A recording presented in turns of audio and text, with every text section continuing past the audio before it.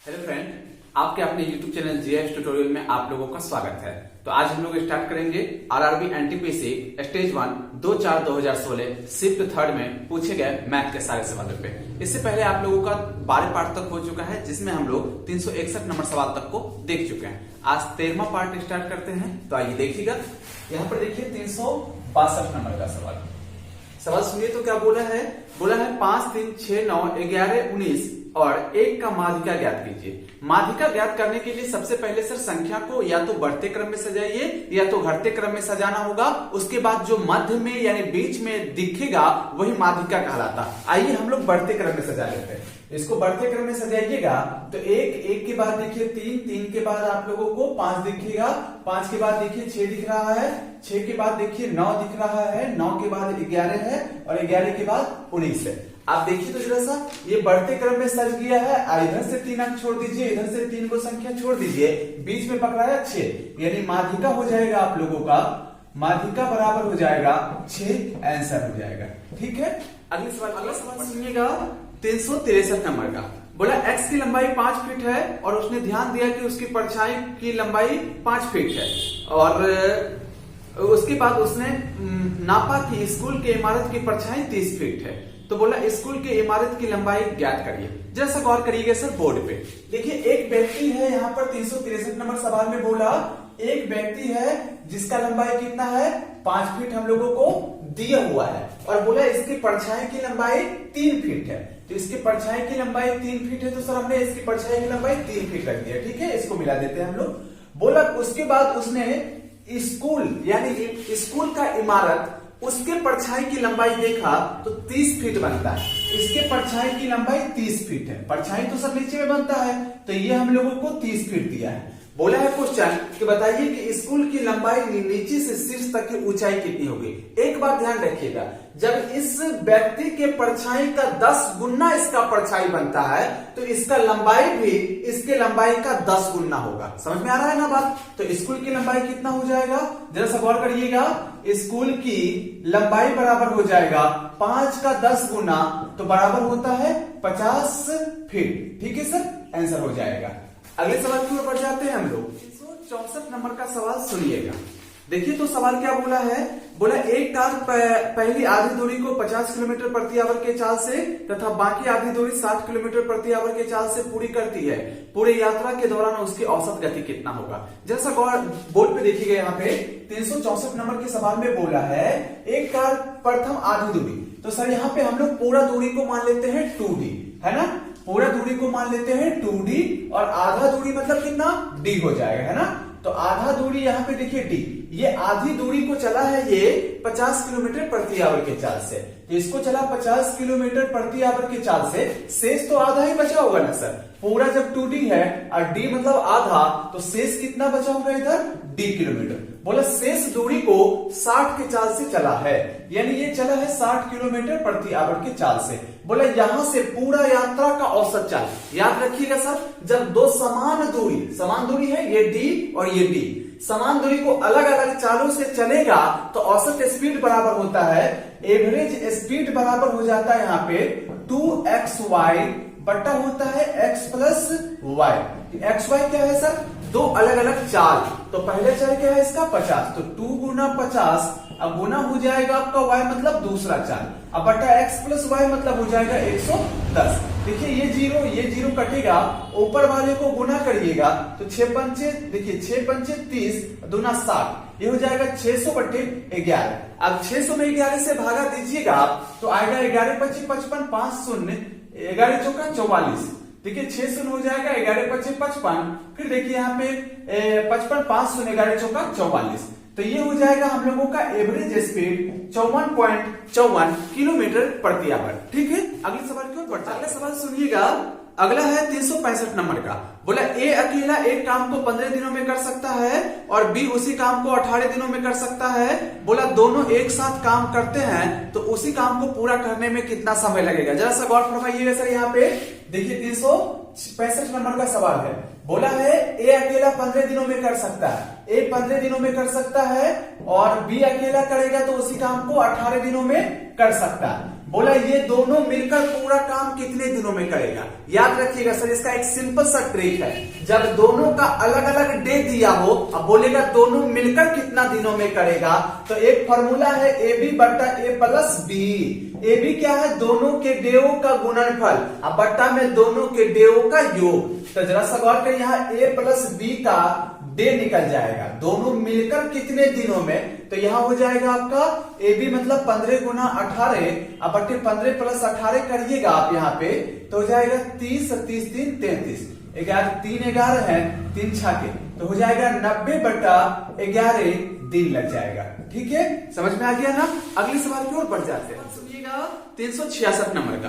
बोला 120 वस्तुओं का क्रय मूल्य 80 वस्तुओं के विक्रय मूल्य के बराबर है, तो लाभ प्रतिशत ज्ञात करिए। जैसा गौर करिए सर, ये भाव का केस है, थोड़ा बोर्ड पे समझने का प्रयास करिए। देखिए 366 नंबर का सवाल दिया है, बोला 120 वस्तु का सीपी, सीपी मतलब कॉस्ट प्राइस, 120 वस्तु का सीपी जो है बराबर है 80 वस्तु का सेलिंग प्राइस यानी बिक्री मूल्य के बराबर है। याद रखिएगा सर, ये भाव का केस है। भाव का केस कैसे पता चलता है, जब क्रय मूल्य वस्तु के रूप में दर्शाया और विक्रय मूल्य भी वस्तु के रूप में दर्शाया, तो ये भाव का केस होता है। ये भाव का केस अमाउंट के केस का उल्टा होता है। अमाउंट का केस किसको बोलते हैं, जब 5 टका में खरीदे 10 टका में बेचे, वहां क्रय मूल्य विक्रय मूल्य रुपया के रूप में दर्शाया, इसलिए अमाउंट का केस है। यहाँ क्रय मूल्य विक्रय मूल्य भाव वस्तु के रूप में दर्शाया, इसलिए भाव का केस है। भाव का केस अमाउंट के केस का रिवर्स होता है, मतलब वहां विक्रय मूल्य ज्यादा होगा तो लाभ होगा, यहाँ पे विक्रय मूल्य ज्यादा होगा तो आपको हानि होगा। और वहां पे लाभ प्रतिशत निकालने के लिए लाभ गुना 100 बटे क्रय मूल्य करते हैं, यहाँ पे लाभ प्रतिशत निकालने के लिए लाभ गुना 100 बटे विक्रय मूल्य करना पड़ेगा। तो आइए देखते हैं जैसे बोर्ड पे, यहाँ देखिए विक्रय मूल्य आपका कम है, भाव का केस में विक्रय मूल्य कम है तो लाभ होगा सर। लाभ कितने वस्तु का हुआ होगा, आपको 120 वस्तु में से 80 जाएगा तो 40 वस्तु का आपको लाभ हुआ है। तो प्रतिशत लाभ निकालना हम लोगों को, तो कैसे निकालेंगे, लाभ गुना 100 बटे क्रय मूल्य नहीं करेंगे, विक्रय मूल्य करेंगे। वो क्रय मूल्य अमाउंट के केस में करते हैं, भाव के केस में बट्टा में विक्रय मूल्य, तो विक्रय मूल्य 80 वस्तु है। देखिए 40 गुना 80 ये हो जाएगा 50, यानी टोटल आपको कितने प्रतिशत का प्रॉफिट हुआ है, 50% का प्रॉफिट हुआ। देखिए 367 नंबर का, बोला एक धनात्मक संख्या अपने वर्गमूल से 30 अधिक है, तो वह संख्या ज्ञात करें। जैसा गौर करिएगा सर, जैसे जैसे क्वेश्चन बोला है वैसे करेंगे हम लोग। 367 नंबर में बोला है एक संख्या, मान लीजिए वो संख्या x है, बोला ये संख्या जो है ना अपने वर्गमूल से 30 अधिक है, तो इसका वर्गमूल कितना होगा सर, √x, इससे 30 अधिक है, मतलब इससे 30 अधिक के बराबर है ना सर। जैसे हम बोलेंगे कि हम आपसे 3 रुपया अधिक है, मतलब आपसे 3 अधिक के बराबर है, समझ में आ रहा है ना। ये बोला एक संख्या अपने वर्गमूल से 30 अधिक है, यानी अपने वर्गमूल से 30 अधिक के बराबर है। अब देखिए यहाँ पे हिट एंड ट्रायल मेथड हम लोग प्रयोग कर लेंगे, यानी ऑप्शन से कोई ऐसे मानों को उठाएंगे जो समीकरण को संतुष्ट कर देगा, वही हम लोगों का संख्या हो जाएगा। तो पहला ऑप्शन चेक करते हैं यहाँ पर 16, तो यहाँ पे 16 रखिएगा, तो देखिए तो क्या 16 का मान हो जाएगा 4 प्लस 30, तो इससे सर 30 अधिक तो है नहीं ये, तो ये तो नहीं होगा हम लोगों का।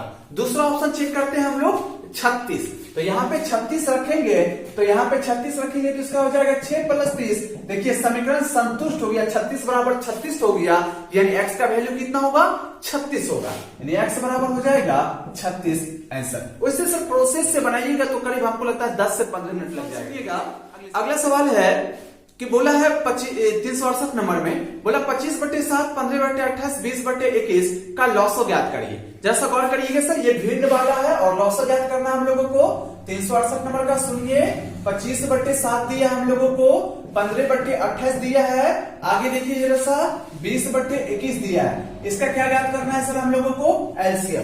जब भिन्न वाला में एलसीएम पूछे ना, तो ऊपर वाला का एलसीएम और नीचे वाला का एचसीएफ करिएगा तब एलसीएम निकलेगा। आप कहिएगा सर एलसीएम में एचसीएफ का क्या जरूरत है, जरूरत है, इसी प्रकार से बनता है। एलसीएम निकालना है ना पूरे भिन्न का, तो ऊपर वाला का एलसीएम ले लीजिए, ऊपर वाला का एलसीएम निकालिएगा तो 300 आएगा, और नीचे वाला का एचसीएफ लिखना है, तो एचसीएफ कितना हो जाता है इसका 7, तो आंसर हो जाएगा 300/7। अगर सर हम लोगों से इस सब का एचसीएफ पूछता, तब तो ऊपर वाला का एचसीएफ और नीचे वाला का एलसीएम करते, तब आंसर निकलता। ठीक है, अगर गौर करिएगा 369 नंबर का सवाल सुनिए।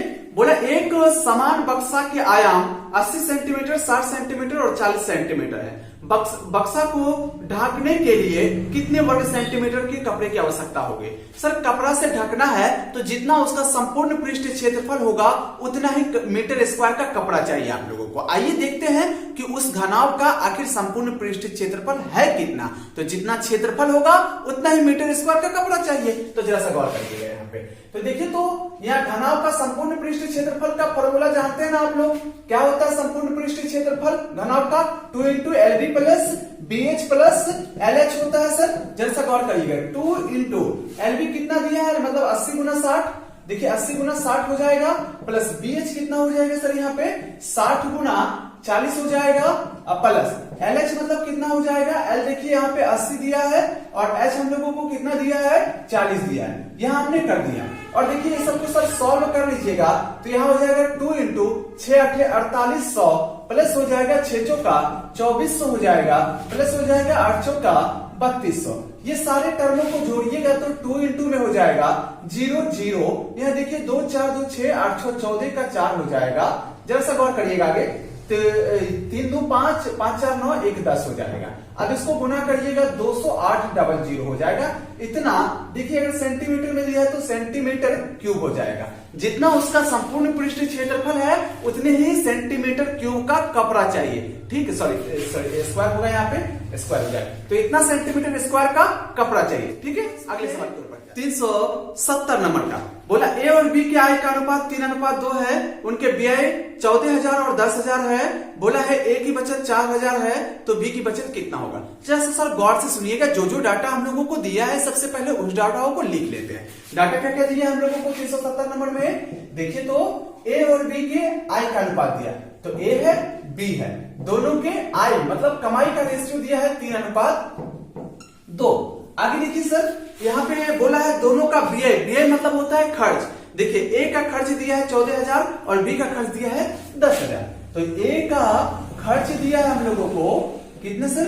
14,000 रुपया दिया है। और देखिए ना बी का खर्च कितना दिया हम लोगों को? 10,000 रुपया दिया। तो इसकी जगह हम लोगों ने 10,000 रुपया लिख दिया। आगे एक डाटा और दिया कि ए का बचत 4,000 है। ए का बचत कितना है? 4,000 है, तो वो भी हम लोग लिख लेते हैं। ए का बचत है 4,000 रुपया। अब देखेंगे सर कि अनुपात में जो हम लोगों को मान दिया वो किस चीज का रेशियो है? आय का रेशियो है ना। आप इधर से किसी एक व्यक्ति का आय निकालेंगे। आप सोचिए जब ए खर्च करता है 14,000 और उसके पास 4,000 रुपया बचा हुआ है तो टोटल कमाता कितना होगा? 18,000 ना। तो ए का आय कितना हो जाएगा? आय हो जाएगा 14,000 खर्च कर दिया फिर भी 4,000 बचा हुआ है, यानी टोटल कमाया होगा 18,000। तो ये हो गया ए का आय। अब देखेंगे कि ए का आय अनुपात में कितना है। ए का आय अनुपात में 3 है लेकिन ए का आय संख्या में 18,000 है। ये दोनों को हमने बराबर कर दिया। अनुपात एक का वैल्यू हो जाएगा 6,000। यहां से देखिए बी का आय निकल जाएगा 12,000। ठीक है, बी का आय निकल गया और बी बचत करता है 4,000 रुपया। सॉरी, बी बचत खर्च करता है 10,000। तो हम लोगों से पूछा है बताइए कि बी का बचत कितना। तो कमाया 12,000 और खर्च किया 10,000, तो बी के पास बचत कितना होगा? तो यहां हो जाएगा बी का बचत बराबर हो जाएगा 12,000 माइनस हो जाएगा 10,000, यानी 2,000 रुपया ये बी बचाया होगा। ठीक है, अगले सवाल की ओर बढ़ जाते हैं। अगला सवाल सुनिएगा। तो बोला है दो संख्याओं का लौसो 210 है, मौसो 35 है, एक संख्या 105 है तो दूसरी संख्या ज्ञात करिए। गौर करिएगा जरा सा यहाँ पे। आपको मालूम है कि जब दो संख्याओं का लौसो दिया हो, मौसो दिया हो, एक संख्या दिया हो तो दूसरी संख्या निकालने का ट्रिक है कि पहली संख्या गुना दूसरी संख्या बराबर एलसीएम गुना एचसीएफ होता है। तो आइए देखिए जरा सा 371 नंबर का सवाल। आप जानते हैं कि एलसीएम गुना एचसीएफ बराबर होता है पहली संख्या गुना दूसरी संख्या। तो देखिए सर हम लोगों को एलसीएम कितना दिया है? 210 दिया है। एचसीएफ कितना दिया है? 35। पहली संख्या कितना दिया है? 105 दिया है। दूसरी संख्या हम लोगों को नहीं पता है, एक्स मान लिया हम लोगों ने इसको। देखिए ये इसको 2 मरतबे काटेगा तो एक्स का वैल्यू कितना हो जाएगा? 70। एक्स मतलब सर दूसरी संख्या कितना हो जाएगा? 70 हो जाएगा। अगले सवाल सुनिएगा। अगला है 372 नंबर का। बोला 2 4 5 6 5 4 3 5 3, 1 और 7 का बहुलक ज्ञात करिए। बहुलक मतलब आप लोग जानते हैं सर, इसका एक अलग से टॉपिक बना दिया, आप जाके वहां देख सकते हैं। बहुलक मतलब होता है जो सबसे बहुत बार आया है, मतलब जिसकी बारंबारता सबसे अधिक बार हो वही बहुलक कहलाएगा। तो देखते हैं सर सबसे अधिक बार कौन आया है। आप देखिए जरा सर 372 नंबर का सवाल। तो यहाँ देखिए तो यहाँ पर एक जो है कितना बार आया है सर, एक बार ही आया है। और देखिए यहाँ पे एक तो एक ही बार आया है, 2 कितना बार आया है, देखिए आप एक बार शुरू से लेके लास्ट तक देखिए एक ही बार आया है। और देखिए जैसा आप 3 कितना बार आया है, तो 3 आया है आपका, 1 2 बार आया है। 3 कितना बार आया है सर, 2 बार आया है। और देखिए यहाँ पे 4 कितना बार आया है, देखिए तो बोर्ड पे यहाँ पे 4 देखिए आपका 2 बार आया है। 4 भी कितना बार आया है, 2 बार आया है। 5 बार देखिए तो कितना बार आया है, 1 2 3 बार आया है। और आगे देखिए सर 6 जो है आपका एक ही बार आया है। 6 कितना बार आया है, 1 बार आया है। और 7 कितना बार आया है आपका, एक ही बार आया है। तो सबसे अधिक बार कौन आया है, 5 ना, 5 3 बार आया है, इससे पहले कोई 3 बार नहीं आया। तो बारंबारता हो जाएगा यहाँ पे, बारंबारता यानी बहुलक। बहुलक की सबसे ज्यादा कौन सबसे ज्यादा बार 5 है, तो बहुलक हो जाएगा 5 आंसर। ठीक है, अगले सवाल 73 नंबर का सवाल। देखिए निर्देश दिया है 373 से 374, निम्नलिखित तालिका का अध्ययन करें और उस पर आधारित सवालों का जवाब दें।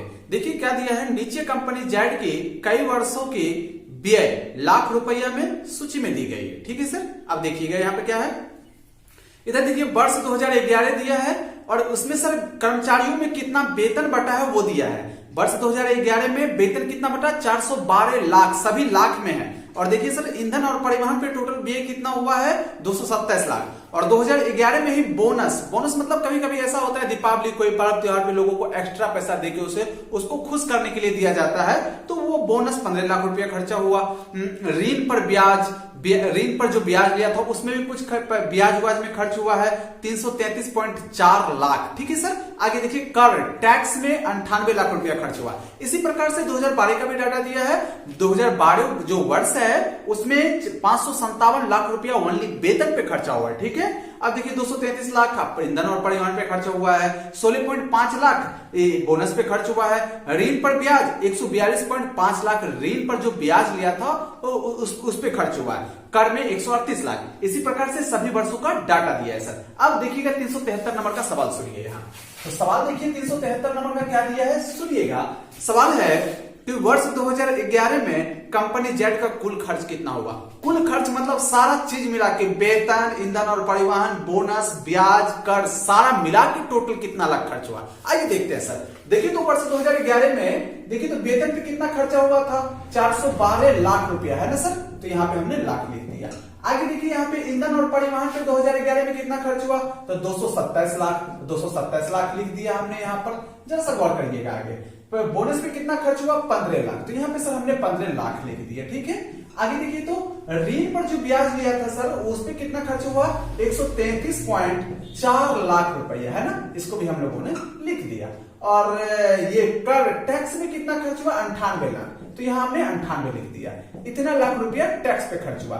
सबको जोड़िएगा तो इधर हो जाएगा 0.4 और इधर वाले को जोड़िएगा तो 8 3 11, 11 5 होता है 16 और 16 7 हो जाएगा आपका 23, 23 2 कितना होता है, 23 2 कितना होता है 25, तो ये 25 का हमने 5 लिख दिया और बचा 2, 9 2 11, 11 3 हो जाएगा 14, 1 15, 15 2 17, 1 18, 18 का 8, हाथ बचा 1, 4 2 6 1 7, 7 1 8। टोटल कितना लाख रुपया खर्च हुआ है सर 2011 में, 885.4 लाख रुपया आंसर। ठीक है, 73 नंबर का सवाल सुनिएगा।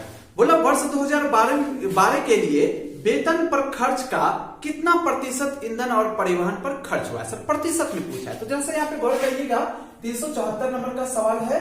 तो यहाँ पे देखिए अभिष्ट प्रतिशत कैसे निकालते हैं हम लोग, जरा सा सीखिएगा। अभिष्ट प्रतिशत बोला है ईंधन और परिवहन पर जो खर्च हुआ है वेतन का कितना प्रतिशत है सर, तो जिसका बोले उसको बट्टा के नीचे में लिखिएगा।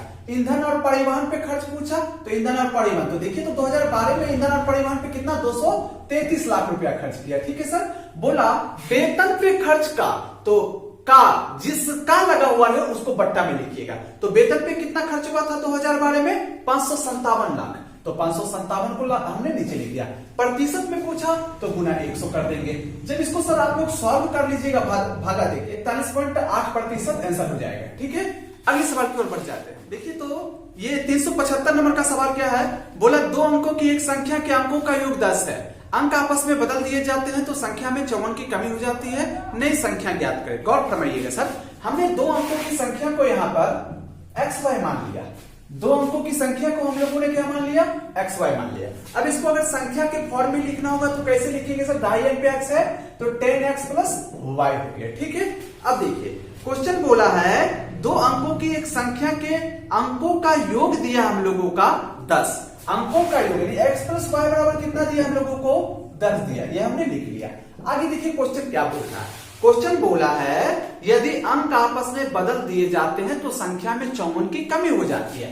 आप इसका अंक बदलिएगा तो हो जाएगा yx। अब इसको संख्या के फॉर्म में कैसे लिखेंगे सर, 10y प्लस x। बोला ये संख्या इससे 54 कम है, इससे 54 कम है ये, तो यहाँ पे 10x प्लस y ये इससे ना 54 कम है, मतलब दोनों में 54 का डिफरेंस है, माइनस हो जाएगा 10y प्लस x बराबर हो जाएगा 54। जैसा गौर करिए 10x में से x जाएगा तो 9x हो जाएगा और इधर हो जाएगा 9y बराबर हो जाएगा 54। 9 कॉमन लीजिएगा तो x माइनस y बराबर हो जाएगा 54 हो जाएगा।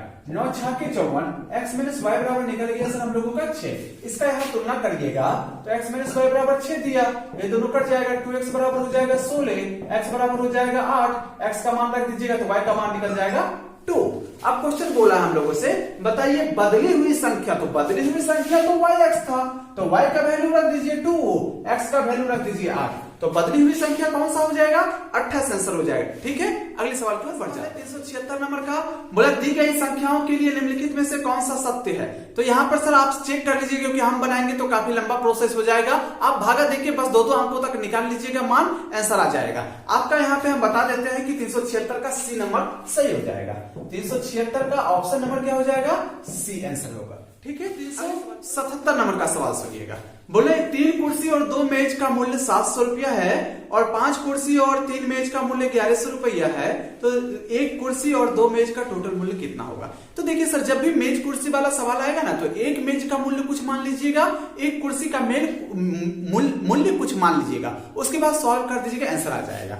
तो यहाँ पे हम लोग करते क्या है, 377 नंबर के सवाल में एक मेज का मूल्य मान लेते हैं हम लोग, एक मेज का मूल्य मान लेते हैं हम लोग सर m रुपया और एक कुर्सी का मूल्य मान लेते हैं हम लोग, एक कुर्सी का मूल्य मान लेते हैं k रुपया।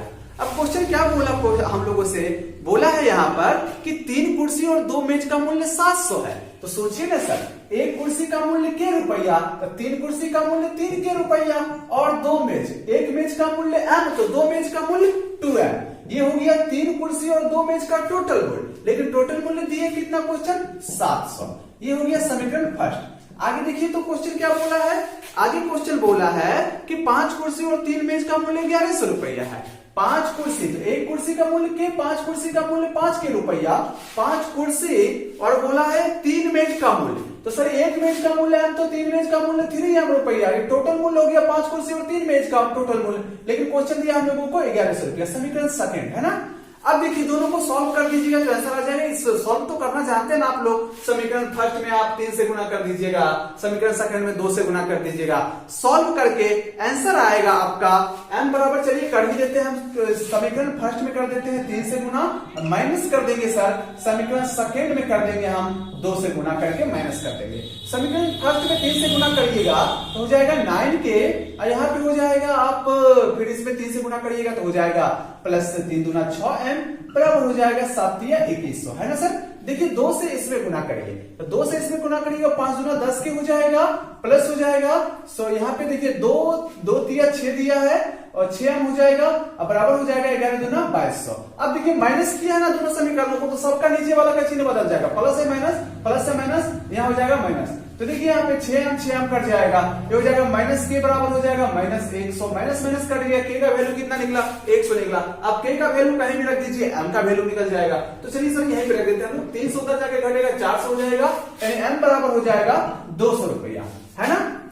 अब क्वेश्चन क्या बोला कि बताइए एक कुर्सी और 2 मेज का मूल्य कितना होगा। एक कुर्सी प्लस 2 मेज का मूल्य पूछा। आप सोचिए सर, एक कुर्सी का मूल्य कितना है 100 है, 2 मेज का मूल्य कितना हो जाएगा, एक मेज का मूल्य 200 तो 2 मेज का मूल्य 400, तो टोटल मूल्य कितना हो जाएगा 500 रुपया आंसर हो जाएगा। ठीक है, अगले सवाल को अगला दिया है हम लोगों से कि 378 नंबर में बोला 11 परिणामों का औसत 50 है।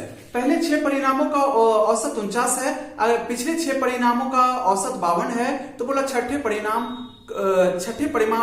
का औसत कितना होगा। गौर फरमाइएगा सर, यहाँ पे देखिए 11 परिणाम है ना, तो 11 परिणाम को सब हम लोग ABCD मान लेते हैं।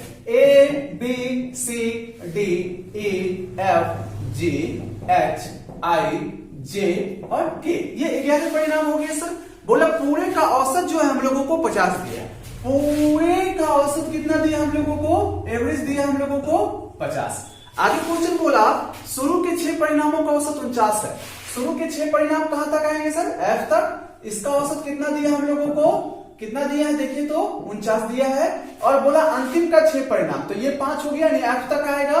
अंतिम का 6 परिणाम का औसत कितना दिया हम लोगों को, 52 दिया है। अब बोला है कि हमको छठा संख्या का औसत बताइए, यानी छठा संख्या निकालना है। देखिए ये अगर 6 का योग निकाले और ये 6 का योग निकाले, दोनों को जोड़ेंगे तो ये 12 का योग निकलेगा। अगर 12 के योग में 11 का योग घटा देंगे तो छठी संख्या निकल जाएगा। गौर फरमाइएगा सर, जरा सा छठी संख्या बराबर हो जाएगा। तो देखिए तो ये 6 का योग कितना हो जाएगा, 49 गुना 6 हो जाएगा। ठीक है, प्लस अगला 6 का योग कितना हो जाएगा, 6 गुना 52 हो जाएगा। ये हो गया आपका 6 का योग, 6 का योग, है ना। औसत कैसे निकालते, योग कैसे निकालते हैं, औसत को जैव संख्या उससे गुना करिएगा, औसत गुना n तो योग निकलता है। तो औसत 49 गुना 6 तो योग निकल गया पूरे का, 52 गुना 6 तो योग निकल गया, ये हो गया 12 का योग। अब 12 के योग में 11 का योग घटा दीजिए, जब 11 का औसत 50 है तो 50 गुना 11 करिएगा तो 11 का योग निकलेगा, 11 गुना 50। अब देखिए सर यहाँ पे 6 कॉमन ले लीजिएगा तो 52 और 101 हो जाएगा, 101 छठे हो जाएगा 606, माइनस हो जाएगा 550। अब इसको माइनस कर दीजिएगा तो आंसर आ जाएगा आप लोगों का 56 हो जाएगा। ठीक है, अगले सवाल पर वर्षा का सवाल सुनिएगा। सवाल जरा सा सुनिए। बोला है एक 10 मीटर लंबी सीढ़ी एक खड़ी दीवार पर टिकी है, यह जमीन के साथ 60 डिग्री का कोण बनाती है और दीवार और सीढ़ी के पैर के बीच की दूरी कितनी होगी। जैसा बात फरमाइएगा सर, ये दीवार है आपका खड़ा वाला और यहां से दीवार के साथ एक सीढ़ी लगा हुआ है। ये देखिए आपका ये सीढ़ी है और बोला ना कि ये सीढ़ी की लंबाई जो है आपका 10 मीटर है। ठीक है सर, तो इसको हमने 10 मीटर मान लिया। और ये बोला ये सीढ़ी जो है जमीन के साथ 60 डिग्री का कोण बनाती है, तो 60 डिग्री का कोण हमने बनवा दिया। तो बोला है कि दोनों के पैर के बीच की दूरी कितनी है, तो हम लोगों को भी तो नहीं मालूम है, हमने मान लिया कि x मीटर दोनों पैर के बीच की दूरी है। अब देखिए ऐसा कोई त्रिकोणमिति में सोचिए जिसमें कर्ण और आधार का रिलेशन आता हो, ऐसा cos थीटा है, तो cos 60 डिग्री बराबर क्या हो जाएगा, आधार बटे कर्ण हो जाएगा, है ना। तो देखिए तो cos 60 डिग्री का वैल्यू कितना होता है, 1/2 होता है। आधार कितना दिया है, x माना था हमने, कर्ण 10 दिया, तो 2 पंचे 10, x बराबर कितना हो जाएगा, 5 मीटर हो जाएगा। यानी x आपने किसको माना था, दोनों पैर के बीच की दूरी, तो दोनों पैर के बीच की दूरी कितना हो जाएगा, 5 मीटर। 380 नंबर का सवाल सुनिए। बोला 40,000 रुपया 2 वर्षों में 20% वार्षिक दर पर कितना हो जाएगा यदि ब्याज वार्षिक संयोजित होता है। ब्याज वार्षिक संयोजित हो रहा है सर, 40,000 रुपया धन लगाया 2 वर्षों में, बोला 20% की दर से धन कितना हो जाएगा। धन कितना हो जाएगा मतलब मूलधन और ब्याज जुटकर कितना हो जाएगा, मिश्रधन पूछा है। तो आइए देखते हैं मिश्रधन निकालेंगे हम लोग। जैसा गौर करिएगा, चक्रवृद्धि ब्याज के केस में आप लोग मिश्रधन बराबर जानते होइएगा, जानते हैं ना सर। फॉर्मूला क्या होता है मिश्रधन का, P इंटू 1 प्लस R बटे 100 टू दी पावर क्या होता है, T होता है। तो P मतलब जितना रुपया लगाया, ये 40,000 रुपया लगाया, 1 प्लस R कितना दिया हम लोगों को रेट, 20/100 हो जाएगा और पावर 2 हो जाएगा, 20×5 100, 5 एकम 5 6/5 हो जाएगा, है ना। 2 बार गुना करना है तो कितना 36/25 हो जाएगा। तो 40,000 गुना हो जाएगा 36/25। आप सर इसको सॉल्व कर लीजिएगा तो आंसर आ जाएगा 57,600 रुपया आंसर। ठीक है, अगर सुनिएगा देखिए 381 नंबर का सवाल है। बोला एक ट्रेन 10 सेकंड में एक स्थिर वस्तु को पार करती है। यदि ट्रेन की चाल 25 मीटर पर सेकंड हो तो ट्रेन की लंबाई कितनी होगी। जैसा गौर करिएगा सर, जो डाटा हम लोगों को दिया है सबसे पहले उसको बोर्ड पे लिख लेते हैं। डाटा क्या दिया हम लोगों को 381 नंबर में, बोला समय दिया है 10 सेकंड, ठीक है सर, और बोला है वेलोसिटी ऑफ ट्रेन बराबर दिया है हम लोगों को 25 मीटर प्रति सेकंड। बोला ना कि एक स्थिर वस्तु, मान लीजिए एक स्थिर वस्तु है, ठीक है, इधर से ट्रेन आ रही है, तो ये बोला ट्रेन की लंबाई कितना। देखिए ना, आप इस स्थिर वस्तु को पार की तो ये इधर से आ रही है, ट्रेन आ रही है, देखिए यहां से पार करना स्टार्ट की है, पार कर रही है, पार कर रही है, कर गई सर पार तो कर गई, लेकिन पार करने के चक्कर में यहां से लेके यहां तक पहुंचना पड़ा इसको, यानी इतना दूरी चलना पड़ा तब पार हुआ है। इतना ये दूरी किसका है, ट्रेन का। मतलब अगर वो वस्तु को पार की होगी ट्रेन, मतलब इतने दूरियों को तय किया होगा, ये दूरी तय किया होगा, है ना। तो 4 गुना समय करेंगे तो ये दूरी निकला, क्योंकि ये दूरी को तय किया होगा पार करने में। तो ये ट्रेन की दूरी बराबर कितना हो जाएगा, ट्रेन की लंबाई बराबर हो जाएगा 4 गुना समय, है ना सर। चाल दिया है 25 मीटर पर सेकेंड, अब गुना हो जाएगा 10 सेकेंड। आप देखिए दोनों को कटवाइएगा तो हो जाएगा 250 मीटर। ट्रेन की लंबाई कितना हो जाएगा, 250 मीटर, ठीक है। 382 नंबर का, बोला पी एक वस्तु 400 रुपया में खरीदी और 10% लाभ पर बेच दी। लाभ प्रतिशत कितनी वृद्धि की जाए ताकि 460 में बेची जा सके। जैसा गौर करिएगा सर, जो डाटा दिए सबसे पहले उसको बोर्ड पे लिखते हैं। तो देखिए यहाँ पे डाटा हम लोगों को क्या क्या दिया है, 382 नंबर में बोला 400 रुपया में वस्तु खरीदी गई, सीपी कितने हैं सर, 400 रुपया, और बोला है क्या 10% लाभ पर बेच दिया, तो प्रॉफिट कितना कमाया सर, ये 10% का प्रॉफिट कमाया। अब बोला 460 में हमको बेचना है तो लाभ में कितने प्रतिशत वृद्धि करना पड़ेगा। पहले तो हम ये जानेंगे, जब ये 460 में बेचना चाह रहा है तो कितना प्रतिशत का लाभ कमाना चाह रहा है। गौर करिएगा जैसा सर, तो ये सेलिंग प्राइस करना चाह रहा है 460 रुपया, तो 460 रुपया में बेचना चाह रहा है, 400 में खरीदा तो लाभ कमाना चाह रहा है 60 रुपये का। तो लाभ यहां से कमाना चाह रहा है, ये 60 रुपया का लाभ कमाना चाह रहा है, यानी कितने प्रतिशत का लाभ कमाना चाह रहा है, लाभ गुना 100 बट्टे हो जाएगा क्रय मूल्य, तो हो जाएगा 400। देखिए 0000 पटेगा ये 15 मरतबे, यानी ये 460 में बेचकर 15% का लाभ कमाना चाह रहा है। बोला इस लाभ से कितना प्रतिशत लाभ बढ़ाना पड़ेगा, तो लाभ को 5% बढ़ाना पड़ेगा, है ना सर। 15% माइनस 10% बराबर हो जाएगा, लाभ को 5% बढ़ाना पड़ेगा, ठीक है। 383 नंबर का, बोला 2/9 प्लस 3/5 भागा 2/9 प्लस 2/5 को सरल करिए। तो जोड़ घटा वाली बात है, सरल तो कर ही सकते हैं सर आप लोग, फिर भी हम सरल कर देते हैं। जैसा देखिए 383 नंबर का, यहाँ पे देखिए 2/9 प्लस दिया हम लोगों को 3/5, ठीक है सर, और भागा भी दिया है 2/9 प्लस दिया है 2/5। हल करना है, सिंपल है। आप देखिए ना, एलसीएम कितना हो जाएगा 45, 9 × 5 दूना 10 और 5 × 9 दिए 27, तो 27 10 कितना हो जाएगा 37 हो जाएगा। भागा है तो भागा, 9 × 5 कितना हो जाएगा 45, 5 × 9 5 तो 5 दूना 10 हो जाएगा, और यहाँ पे देखिए 5 × 9 दूना 18, 18 10 कितना हो जाएगा 28। तो इसको सर गुना को भागा को गुना में कन्वर्ट करिएगा तो नीचे वाला पड़ जाएगा 45/28 हो जाएगा, 45 कटेगा तो फाइनली आंसर कितना होगा 37/28 आंसर हो जाएगा, ठीक है। अगले सवाल की ओर बढ़ जाते हैं। तो अगला सवाल सुनिएगा, यहाँ पर देखिए 384 नंबर का, बोला यदि P 713 11 से विभाजित है तो वो छोटी प्राकृतिक संख्या P का मान ज्ञात करिए। जैसा गौर करिएगा सर, यहाँ डाटा हम लोगों को दिया है 384 नंबर में, बोला है P 713 जो है 11 से पूर्णतः विभाजित है, तो P का मिनिमम वैल्यू कितना होगा। सबसे पहले तो आपको ये मालूम होना चाहिए सर 11 से विभाजता का रूल क्या है। 11 से विभाजता का रूल है, यदि अल्टरनेट अंकों के योग का अंतर 0 हो या 11 से कटने वाली कोई संख्या प्राप्त हो तो 11 से कट जाएगी। जैसे अल्टरनेट मतलब एक को छोड़कर एक, तो देखिए तो ये हो जाएगा P+1 माइनस ये अल्टरनेट अंकों का योग, दूसरा अल्टरनेट अंकों के साथ 10। अब सोचिए कि P की जगह मिनिमम क्या रखे ताकि ये दोनों का अंतर या तो 0 हो या तो 11 से कटने वाली कोई संख्या प्राप्त हो, जैसे 11, 22, 33, 44, 55 इस प्रकार का कोई, तो भी 11 से कट जाएगा। तो सर यहाँ पे 1 रखेंगे तो फिर तो अंतर हो जाएगा -8, तो होता नहीं है। तो यहाँ पे मिनिमम आप 9 रखिएगा तो दोनों का अंतर हो जाएगा 0। हमने तो बोला ही था अगर दोनों का अंतर हो जाएगा 0 तो संख्या कट जाएगा 11 से, तो P की जगह मिनिमम क्या रखना पड़ेगा 9 रखना पड़ेगा, ठीक है। 385 नंबर का सवाल सुनिएगा, बोला पी कार्य करने में क्यू से दोगुना सक्षम है। क्यू एक काम को 12 दिनों में करता है, तो दोनों मिलकर एक साथ काम करते हैं, तो इसी काम को पूरा करने में कितना समय लगेगा। सिंपल है सर, कई बार ये सवाल हो चुका है। एक बार फिर से बोर्ड पे देखिएगा, यहाँ देखिए 385 नंबर का सवाल। तो बोला है पी कार्य करने में क्यू से दोगुना सक्षम है, मतलब ये एक इफिशियंसी है, तो इसका इफिशियंसी कितना है सर, 2 है।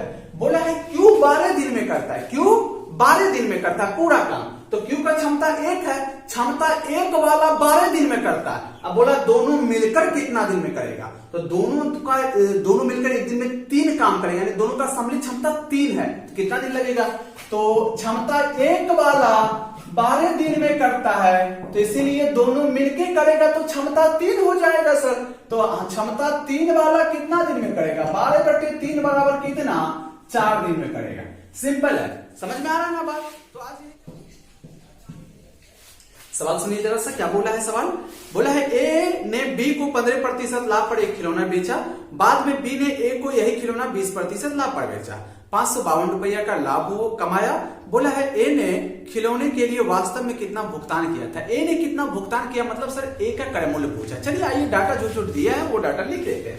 पहले तो ए का क्रय मूल्य मान लेते हैं, ए खरीदा होगा मान लीजिए 100 रुपया में। आगे क्या बोला सर, ए बी को 15% लाभ पर बेचा है ना, ए 15% लाभ पर बेचा, यानी क्रय मूल्य से 15% अधिक पर बेचा होगा। क्रय मूल्य तो पहले से 100% रहता, यानी ये बेचा कितना में, एक्स का 100% पहले से है, इससे 15%, यानी एक्स का 115% पे बेचा। परसेंट हुएगा सर नीचे, डबल जीरो आएगा, 5 दूना 10, 5 तिया 15, 5 पे से है 100, यानी ये बेचा कितना में, 23x/20 में बेचा है ना सर।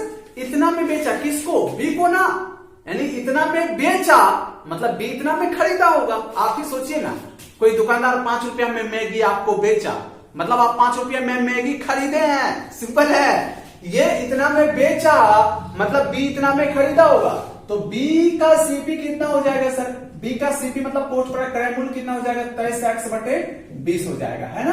अब बोला बी इतना में खरीदा, फिर बोला कुछ दिन के बाद बी जो है, बी ने 20% लाभ पर बेच दिया। बी कितना में बेचा सर, 20% लाभ पर, यानी बी 20% लाभ पर बेचा, मतलब क्रय मूल्य से 20% अधिक पर बेचा होगा। क्रय मूल्य कहीं भी अपने आप में 100% होता है, तो ये बेचा कितना में आपको, इससे 20% अधिक पर, तो 23x/20, तो 100% पहले से है, 20% अधिक पर बेचा, 120% पर बेचा। परसेंट उड़ाइएगा नीचे, डबल जीरो होगा। तो देखिए जरा सा, यहाँ पे 20 छके कितना होता है, 120 होता है, तो ऊपर वाले को गुना करिएगा तो हो जाएगा 36 के 18 और 6 दूना 12, तो 12 एक कितना हो जाएगा 13, 138x/100 में बेचा। और बोला ना सर कि बी को 552 रुपया का प्रॉफिट हुआ, मतलब बी जितना में बेचा अब बी जितना में खरीदा था, यानी ये विक्रय मूल्य इससे 552 रुपया अधिक है, मतलब दोनों में 552 का डिफरेंस है। विक्रय मूल्य और क्रय मूल्य में 552 का डिफरेंस है, तब ना 552 का लाभ हुआ। गौर करिएगा, तो यहां हो जाएगा बी का डाटा देखिए यहाँ पे दिया है 138x/100, माइनस खरीदा था ये 23x/20 में खरीदा है ना सर। तो यहां से एलसीएम निकालिएगा तो आ जाएगा 100, ये 100 एक मरतबे काटेगा, आ जाएगा 138x बराबर हो जाएगा सर कितना, 552 रुपया। विक्रय मूल्य माइनस क्रय मूल्य बराबर हो जाएगा 552। तो जैसा गौर करिएगा यहाँ पे, ये हो जाएगा 138x माइनस 20 5 100, 5 से गुना करिएगा, 5 तिया 15, 5 दूना 10 से 11x बराबर हो जाएगा 552 है ना सर। गौर करिएगा, जैसा यहाँ पे सॉल्व करिएगा, इसको घटाइएगा तो हो जाएगा 3, यहाँ पे 3 में से 1 जाएगा तो कितना हो जाएगा 2, x बटे हो जाएगा 100 बराबर हो जाएगा 552। आप इसको काटिएगा तो हमको लगता है 24 तिया 72, 24 दूना 48, 48 साथ होता है 55, ये 24 मरतबे काटेगा, तो x का वैल्यू कितना हो जाएगा 2400 रुपया। वही हम लोगों से पूछा था कि बताइए ए कितना में खरीदा था, ए कितना में खरीदा होगा 2400 में। सिंपल है, समझ में आ गया ना। अगले सवाल पे बढ़ते हैं। 387 नंबर का, एक तार मोड़कर जब वर्ग बनाया जाता है तो उसका क्षेत्रफल 484 वर्ग सेंटीमीटर होता है, उसी का वृत्त के रूप में मोड़ा जाए तो उसका क्षेत्रफल कितना होगा। जैसा गौर करिएगा सर, कोई तार है, मान लीजिए इस प्रकार का तार है, ठीक है। अब इसको तार को मोड़कर वर्ग बनाया गया, तो सबसे पहले इसको क्या बनाया गया सर, वर्ग बनाया गया। वर्ग समझते हैं ना आप लोग, ऐसा चतुर्भुज बनाया गया जिसका चारों भुजा बराबर एवं प्रत्येक कोण समकोण। तो देखिए ये वर्ग बना दिया हम लोग, तो इसका भुजा मान लेते हैं ए, तो इसका क्षेत्रफल निकला इसको 484 वर्ग सेंटीमीटर। क्षेत्रफल कितना निकला? 484 वर्ग सेंटीमीटर। आप तो जानते हैं कि वर्ग का क्षेत्रफल होता है भुजा स्क्वायर, ये भी वर्ग का क्षेत्रफल है और 484 भी वर्ग का क्षेत्रफल ही है। तो ए बराबर कितना, इसका वर्गमूल हो जाएगा तो हो जाएगा 22 सेंटीमीटर, है ना सर। तो अब इसका परिमाप, क्योंकि आप फिर इसी तार को मोड़कर एक वृत्त बनाया है, तो कुछों को मोड़कर कुछों बनाइएगा तो परिमाप उसका समान होता है। तो हम ये जानना चाहेंगे, वही तार मोड़कर वर्ग बनाए, वही तार मोड़कर फिर वृत्त बनाए, तो इसका परिमाप इसके परिमाप के बराबर होगा। इसको याद रख लीजिए, कोई भी चीज को मोड़कर कोई भी आकार में ढालिएगा तो परिमाप समान होता है। अब देखिए इसका परिमाप कितना हो जाएगा, वर्ग का परिमाप क्या होता है, याद है ना सर आप लोगों को, 4 गुना भुजा होता है, तो 4 गुना 22 हो जाएगा, यानी हो जाएगा 88 सेंटीमीटर, है ना। वर्ग का परिमाप निकल गया। अब यह परिमाप बराबर होगा वृत्त के परिमाप के। वृत्त का परिमाप का फॉर्मूला क्या होता है, 2 पाई आर बराबर क्या हो जाएगा, 88 सेंटीमीटर, है ना। 2 गुना 22 बटे 7 गुना आर बराबर हो जाएगा 88 सेंटीमीटर। 22 चौका 88, 2 दूना 4, आर बराबर हो जाएगा 14 सेंटीमीटर। बोला है जब उसका त्रिज्या निकल गया, बोला उस वृत्त का क्षेत्रफल बताइए कितना, तो क्षेत्रफल होता है वृत्त का क्षेत्रफल पाई आर स्क्वायर। पाई का वैल्यू 22 बटे 7, आर का वैल्यू हो जाएगा 14 सेंटीमीटर गुना 14 सेंटीमीटर, है ना सर। 7 दूना 14, ये देखिए 22 दूना 44, 44 को 14 से गुना करिएगा तो 14 चौका 56, 14 चौका 56 और 5 कितना हो जाएगा, 61 सेंटीमीटर स्क्वायर आंसर हो जाएगा। ठीक है, अगले सवाल सुनिएगा 388 नंबर का। बोला 12 मीटर और 17 मीटर दो खंभे जमीन पर ऊर्ध्वाधर रूप से सीधे खड़े हैं, उनके बीच की दूरी 12 मीटर है, तो उनके सबसे ऊपरी छोरों के बीच की दूरी ज्ञात करिए। गौर फरमाइए सर, बहुत ही आसान सवाल है। देखिए यहाँ पे 388 नंबर का सवाल, 2 खंभा है, एक खंभा ऐसे है, एक खंभा इस प्रकार से, ठीक है। एक खंभे की लंबाई दिया है 12 मीटर, ठीक है, ये देखिए सर 12 मीटर हमने कर दिया, और दूसरे खंभे की लंबाई कितना दिया हम लोगों को, 17 मीटर दिया, ठीक है, वो भी हमने लिख दिया। आगे बोला है कि दोनों के बीच की दूरी 12 मीटर है सर, तो ये दोनों के बीच की दूरी कितना है, 12 मीटर है। जब ये 12 मीटर इसी के समानांतर यहां भी खींच देते तो ये भी कितना हो जाएगा, 12 मीटर। तो ये 12, तो ये यहां से लेके यहां तक भी 12 हो जाएगा, तो ये देखिए पूरा तो 17 है ना, जब ये 12 तो ये कितना हो जाएगा, 5 हो जाएगा। तो हम लोगों से पूछा शीर्ष के बीच की दूरी, यानी ए से बी तक की दूरी पूछा है। थोड़ा सा गौर करिएगा, इस समकोण के सामने वाली भुजा कर्ण होता है, और कर्ण बराबर क्या होता है, रूट अंडर लंबा स्क्वायर जोड़ आधार स्क्वायर, यानी ए बी बराबर क्या हो जाएगा, रूट अंडर 12 का स्क्वायर प्लस 5 का स्क्वायर, ये हो जाएगा 169 का वर्गमूल 13 मीटर आंसर हो जाएगा। ठीक है, 389 नंबर का बोला है 3 संख्याएं 1:3:5 के अनुपात में है, उनका योग 10,800 है, तीनों में सबसे बड़ी संख्या कितना होगा। सबसे आसान सवाल है सर, आइए एक बार देखिएगा यहाँ पे 389 नंबर का सवाल। 3 संख्याओं का अनुपात दिया, पहला दूसरा और तीसरा, तीनों का अनुपात कितना दिया हम लोगों को, 1:3:5 दिया है, और बोला ना सर कि तीनों का योग है 10,800। जब 10,800 तीनों के योग को दर्शाता है तो अनुपात में भी तीनों का योग ही निकालेंगे। अनुपात में तीनों का योग कितना हो जाएगा, 5 3 8 9, लेकिन संख्या में तीनों का योग कितना हो जाएगा, 10,800। जैसा गौर करिएगा 10,800, तो ये देखिए 9 1 9, 9 2 18, 1200 हो जाएगा। अनुपात 1 का वैल्यू कितना हो जाएगा सर, 1200। बोला सबसे बड़ी संख्या कौन है, तो 1 3 5 में सबसे बड़ा 5 है, तो अनुपात 5 का वैल्यू कितना हो जाएगा, 12 5 60, यानी 6000 हो जाएगा आंसर। ठीक है, तो आज यहीं तक रखते हैं। Wish you all the very best. Thank you so much for watching this video.